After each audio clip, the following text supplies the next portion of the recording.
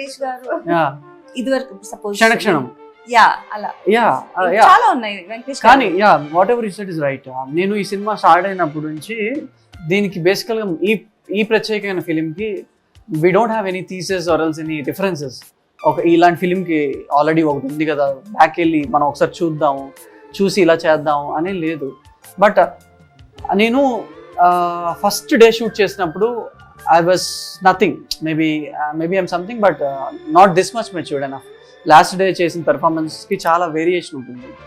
So అప్పుడు నేను బాగా చూసిన ఫిలిం క్షణక్షణం. ఎందుకంటే మంది ఒక చిన్న డార్క్ కామెడీ ఫిలిం, హీరో సీరియస్గా ఉంటాడు, చుట్టూ క్యారెక్టర్స్ కూడా సీరియస్గానే ఉంటాయి. సో వీళ్ళ నుంచి ఒక చిన్న ఫన్ జనరేట్ అవుతుంది తప్ప మేమేమి ఫన్గా మాట్లాడి కావాల్సుకుని పంచలేయటం ఇలా ఉండదు.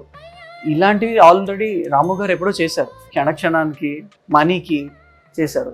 సో రిఫరెన్సెస్ కోసం ఆ ఫిలిమ్స్ నేను చూశాను క్షణక్షణం.